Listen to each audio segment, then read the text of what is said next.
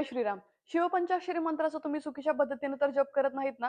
जाणून घेऊया शिवमहापुराणामध्ये प्रत्यक्ष महादेवांनी काय सांगितलेलं आहे.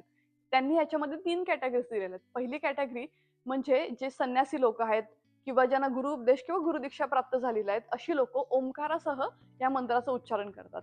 कॅटेगरी नंबर 2 ज्यांचा जानवं घालण्याचा संस्कार म्हणजे यज्ञोपवीत संस्कार झालेला आहे, अशी लोक नमः आणि त्याच्यानंतर शिवाय हा शब्द लावतात आणि त्यांनी ओंकाराचं उच्चारण नाही करायचंय.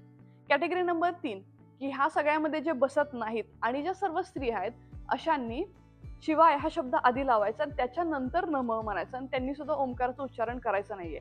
शास्त्रामध्ये ह्याला अधिकार असं म्हणतात. आता हा अधिकार कोणामध्ये भेदभाव करण्यासाठी नाहीये, तर मंत्राची योग्य ती मात्रा योग्य पद्धतीने लागू व्हावी याच्यासाठी आहे. जसं की एखादे डॉक्टर त्याच्या रुग्णाला त्यांना बघून त्यांना जे सूट होईल ते औषध देतात, त्याच पद्धतीनं आपल्या शास्त्रांमध्ये सांगितलेलं आहे. ही सर्व माहिती मी नाही तर शिवमहापुराणाच्या विद्येश्वर संहितेच्या 17व्या अध्यायामध्ये सांगितलेली आहे. जय श्रीराम.